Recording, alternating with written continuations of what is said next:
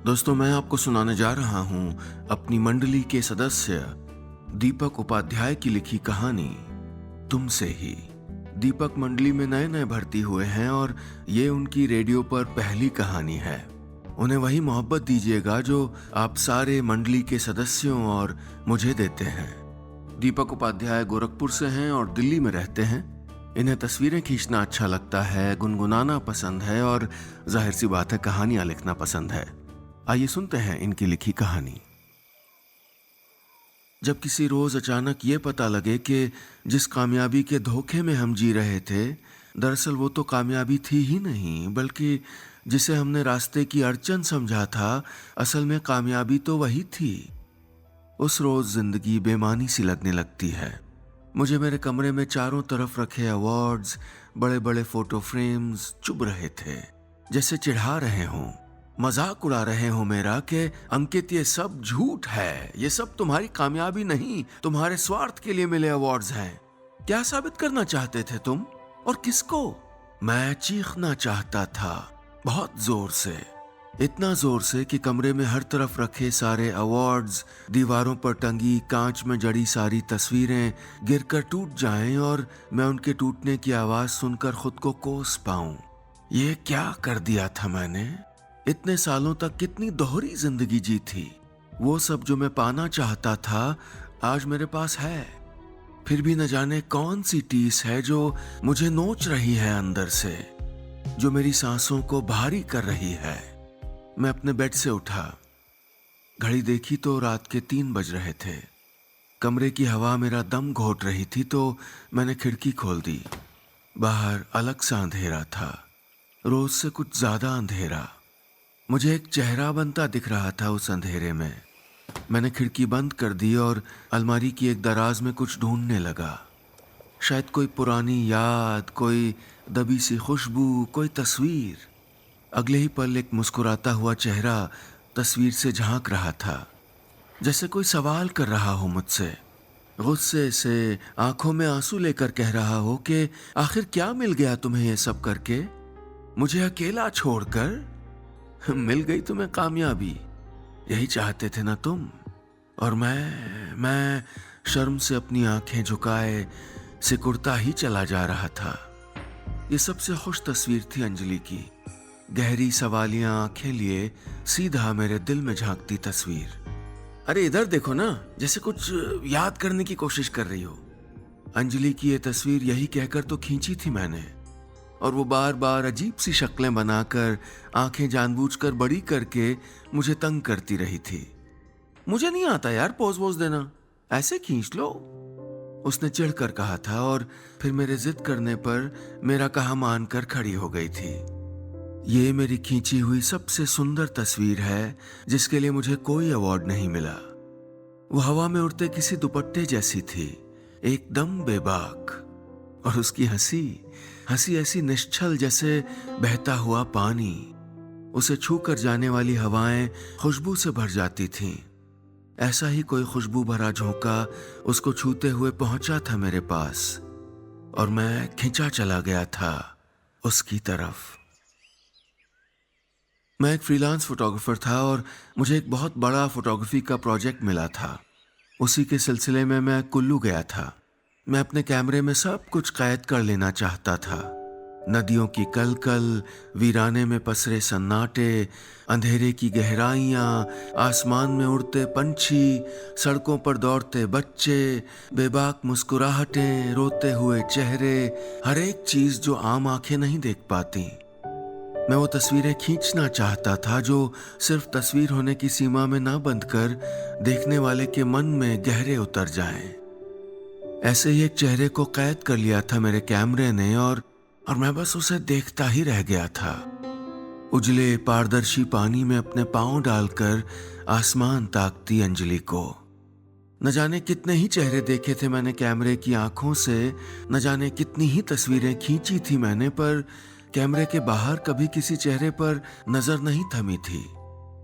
पर अंजलि तस्वीरों के दायरे के बाहर थी और मैं बस थम गया था।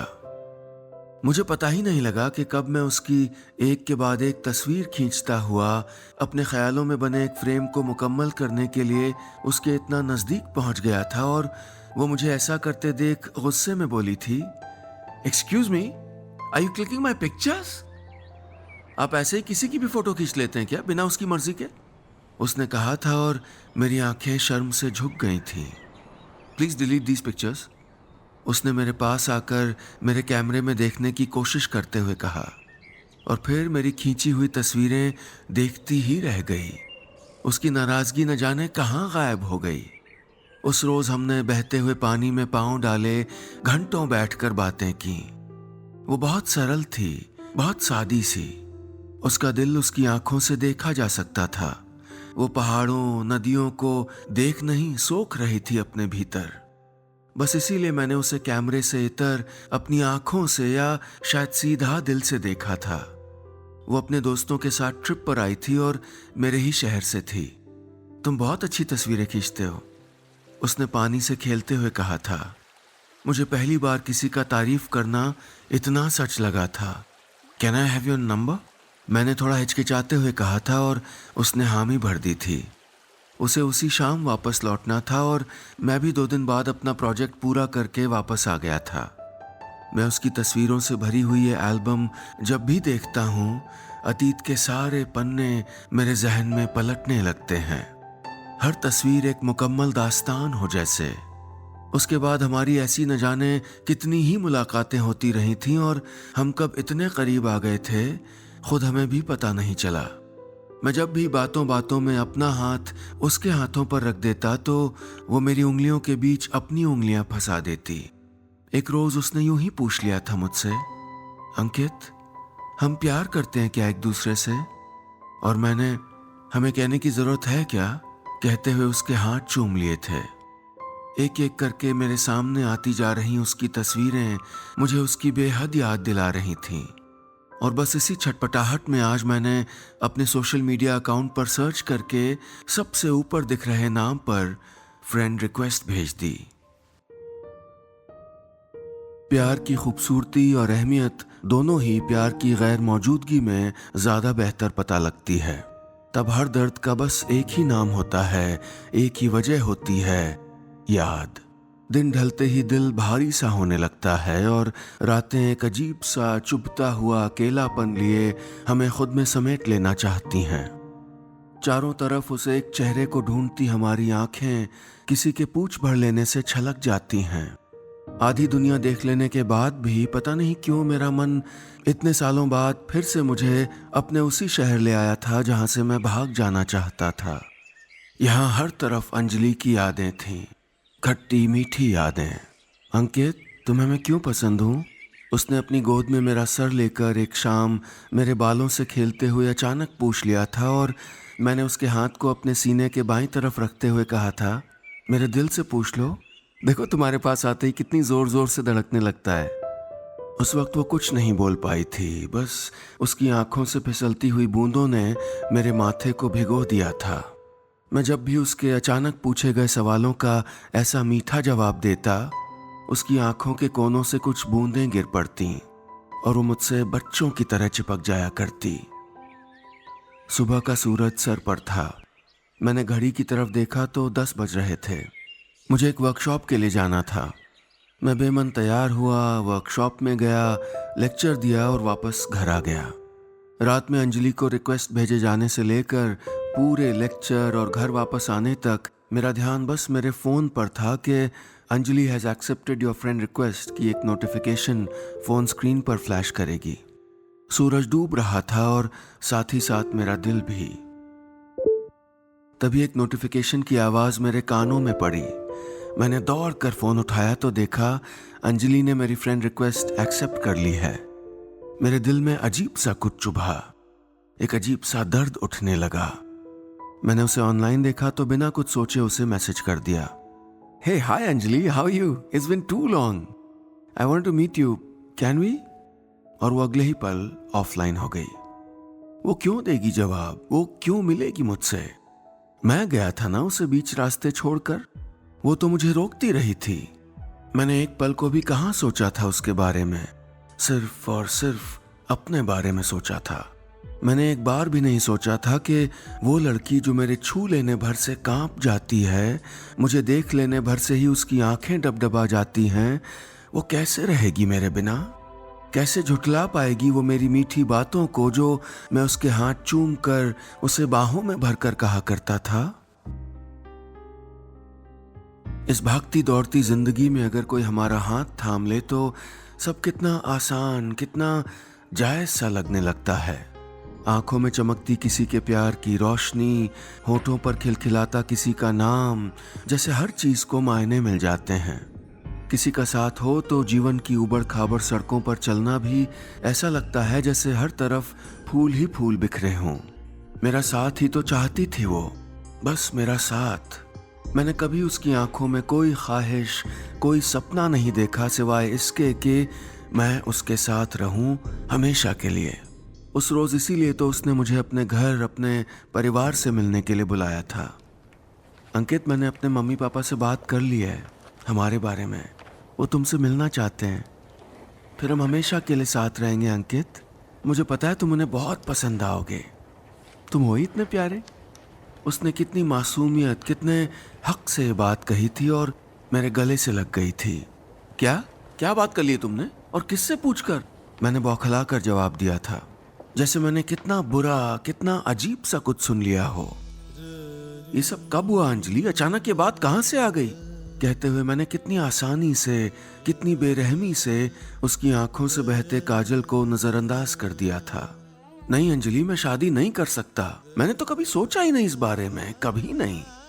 मैं प्यार करता हूं तुमसे, बहुत प्यार, पर शादी नहीं। मैं खुद को बांधना नहीं चाहता। मैं बस बिना सांस लिए बोलता जा रहा था। मेरे सपने मेरे लिए सब कुछ है। मुझे बहुत बड़ा फोटोग्राफर बनना है अंजलि। मैं ऐसे फैमिली रिस्पॉन्सिबिलिटी में नहीं बन सकता। तुम्हें मुझसे एक बार पूछना तो चाहिए था, इतना बड़ा फैसला लेने के पहले। पूछना? क्या पूछती मैं तुमसे? ये कि तुम मुझे क्यों छूते हो हर उस दायरे के बाहर जहां कोई और नहीं आ सकता?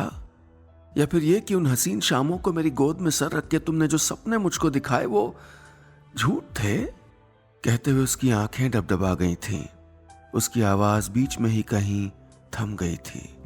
दिल सिर्फ अपनी तसल्ली के लिए पेड़ों पर सज रहे सुंदर फूलों को उचक के तोड़ लेना चाहता है, उसकी खुशबू को अपनी सांसों में भरता है, उसे अपने कमरे के गुलदस्ते में सजाता है और फिर कितनी आसानी से उसे परे सरका देता है। मैंने भी यही किया था अंजलि के साथ। और आज इतने सालों बाद मैं उसी जगह बैठकर खुद को कोस रहा हूं जहां से मैं उसे अकेला छोड़कर चला गया था। इंतजार कर रहा हूं कि कब वो मेरा मैसेज पढ़कर ये जवाब दे दे कि वो मिलने आ रही है मुझसे। हमारे धोखे हमेशा धोखे बने रहें तो कितना अच्छा हो। कल को सच खुलने पर सब बिखरता हुआ, सब एकदम खाली सा ना दिखाई दे। ऐसे ही एक धोखे में मैं भी चला गया था अंजलि को और उस शहर को छोड़कर। कितना रोका था उसने मुझे, जैसे मैं अपने साथ उसका सब कुछ समेटे हुए जा रहा हूं। पर उसकी कोई भी बात, उसकी लगातार बहती सुर्ख आंखें मुझे जाने से रोक नहीं पाई थीं। मैं निकल पड़ा था अपनी मंजिल, अपने सपने की तरफ, सब रौंदता, सब कुचलता हुआ, बेधड़क हवाओं सा। झोंक दिया खुद को, जान लगा दी ताकि मुझे वो सब मिल सके जो मैंने हमेशा से चाहा है। कितने शहर, कितने देश, मैं कितना भटका और हर चीज कैद की मैंने अपने कैमरे में। साल बीतते गए और मुझे वो सब कुछ मिला जो मैंने हमेशा बस अपने ख्वाबों में देखा था। मेरी खींची हुई जाने ही कितनी तस्वीरों ने न्यूज़ आर्टिकल्स में, पॉपुलर मैगजीनों में जगह बनाई। कितने ही अवार्ड्स, कितना मशहूर हो चुका था मैं। अंकित चौहान अब द अंकित चौहान बन चुका था। यही तो चाहता था मैं हमेशा से। तो फिर अब सब कुछ मिल जाने के बाद भी मुझे चैन क्यों नहीं आ रहा था? वो क्या चीज थी जिसने मेरी सबसे प्यारी और इकलौती ख्वाहिश में सेंध लगाकर अपनी जगह बना ली थी? वो कौन था जिसकी रोती हुई आवाजें मेरे कानों से होते हुए मेरे दिल में जाकर एक अजीब सा दर्द पैदा कर रही थीं? किसका चेहरा नजर आ रहा था मुझे अपनी खींची हुई तस्वीरों में? मेरे धोखे का सच खुल चुका था। मैं समझ चुका था कि ये कोई और नहीं, बस अंजलि ही है जो हंस रही है मुझ पर, मेरे पूरे हो चुके अधूरे सपने पर। मैं सब कुछ पलट देना चाहता था। मैं भाग आना चाहता था अंजलि के पास। मैं उसके गले लगकर उससे माफी मांग लेना चाहता था। मैं उससे कह देना चाहता था कि सब कुछ अधूरा सा है तुम्हारे बिना। मेरी हर खुशी सिर्फ तुमसे मुकम्मल थी। मेरी आंखें सिर्फ तुम्हें तलाशती रहती हैं। तुम्हारे बिना सब कुछ झूठ है, सब कुछ धोखा। अपनी जिंदगी में अंजलि की यही कमी तो 4 साल बाद फिर से मुझे खींच कर लाई थी। फिर से उसी शहर जहां की हवाएं उसका नाम गुनगुनाते हुए बहा करती थीं। मुझे यहाँ आए सिर्फ 10 दिन ही तो हुए थे और मुझे ऐसा लग रहा था जैसे मैंने कितने बरस बिता दिए हों, यूं ही बैठे हुए सोचते हुए। रात का तीसरा पहर था और मैंने नींद न आने की वजह से जगजीत सिंह की कोई गजल सुनने का फैसला किया। जगजीत सिंह पूरे माहौल को गमगीन कर ही रहे थे कि फोन की स्क्रीन पर अचानक जली लाइट से मेरे अंधेरे कमरे में रोशनी सी हो गई। मैंने अनमने मन से उठकर देखा तो बस देखता ही रह गया। अंजलि का मैसेज था। लिखा था, हाय अंकित, मैं अच्छी हूँ, हाँ मिल सकते हैं। अगली सुबह रोज जैसी नहीं थी। इस सुबह में हल्का सा गुलाबीपन था या फिर कुछ बैंगनी सा। कई सारे रंग एक ही में मिलते हुए नजर आ रहे थे। अंजलि मेरे ठीक सामने बैठी थी। एक हलो के बाद हम दोनों ही बिल्कुल चुप थे। मैं एकदम असहज हुआ जा रहा था। जब किसी अपने से बहुत दूरी हो चुकी हो, उससे बात किए, उसको देखे हुए जमाने बीत चुके हों, तो उसके अचानक सामने आ जाने, अचानक उसकी आवाज़ सुन लेने भर से छाती पर कुछ भार जैसा महसूस होने लगता है। कैसी हो अंजलि? मैंने मेरा दम घोट रही उस जगह की हवा को थोड़ा हल्का करने की कोशिश करते हुए कहा। मैं ठीक हूँ अंकित, सब ठीक है। उसने मेरी आंखों में आंखें डालकर मुस्कुराते हुए जवाब दिया। तुम बताओ, सब कैसा है? तुम और तुम्हारी फोटोग्राफी? कितनी सहज थी वो ये बोलते हुए। उस वक्त मैं उसे बता देना चाहता था कि तुम्हारे बिना कुछ भी ठीक नहीं है अंजलि, पर मैं कुछ कहते कहते रुक गया। क्या हुआ अंकित? उसने मेरी बेचैनी को भांपते हुए पूछा। मैं माफी मांगना चाहता हूँ तुमसे अंजलि, मुझे माफ कर दो प्लीज। मुझे पता है तुम बहुत नाराज हो मुझसे। मैंने तुम्हारे साथ बहुत गलत किया। मुझे तुम्हारा प्यार, तुम्हारे आंसू, तुम्हारी तकलीफ कुछ नजर ही नहीं आया। और ये कहते कहते मेरा गला भर रहा गया। मैंने सब कुछ पा लिया अंजलि, पर मैंने अपनी हर कामयाबी में तुम्हारी कमी महसूस की। मैंने हमेशा लोगों की भीड़ में तुम्हारे चेहरे को ढूंढा अंजलि। कहते कहते मैंने उसका हाथ अपने हाथों में भर लिया। मैं जानता हूं कि बहुत देर हो चुकी है, पर मैं बस माफी मांगना चाहता हूं तुमसे। मैंने उसे भींच लिया सीने से। उसकी धड़कनें पहले की तरह महसूस हो रही थी मुझे। कितना सही लग रहा था, सब कुछ पहले जैसा। मैं धीरे से फिर बुदबुदाया, मुझे माफ कर दो मुझे अंजलि, मैंने तुम्हें बहुत दुख दिया। अंजलि हौले से मुझसे अलग हो गई और बोली, मैं तो तुम्हें कब का माफ कर चुकी अंकित। मुझे कोई शिकायत, कोई नाराजगी नहीं है। जो होना था वो हो गया। तुम्हें जो सही लगा अपने लिए तुमने किया। बहुत टाइम बीत गया अब। अंजलि की ये बात सुनकर मेरा दम घुटने लगा। मैं चाहता था वो गुस्सा करे मुझ पर, चिल्लाए। मैं चाहता था कि वो मुझसे इन 4 सालों का हिसाब मांगे, मुझसे पूछे कि मैंने उसे कितना और कब कब याद किया। मैं एक बार फिर स्वार्थी हुआ जा रहा था। मैं अंजलि से बस इसीलिए तो मिलना चाहता था कि मैं उससे माफी मांगकर अपने दिल का बोझ हल्का कर पाऊं और वो मुझे भला बुरा कहकर, मुझे मेरी की हुई गलती का एहसास कराकर बेमन ही सही बस माफ कर दे मुझे। लेकिन अंजलि शांत थी। उसकी बेफिक्री, उसका पूरी हिम्मत, पूरी ताकत से मेरी तरफ देखना मुझे और कमजोर और बेबस महसूस करवा रहा था। अब मैं चलती हूँ, बहुत देर हो गई, अंजलि ने अपना हैंडबैग उठाते हुए कहा और एक बिल्कुल असली, बिना किसी मिलावट वाली हंसी हंसते हुए चली गई। मैं जम गया था अपनी जगह पर। सब रुक गया था मेरे अंदर। एकदम सन्नाटा, कोई भी आवाज नहीं थी। बस उसके कहे शब्द अब भी वहीं तैर रहे थे। बहुत देर हो गई।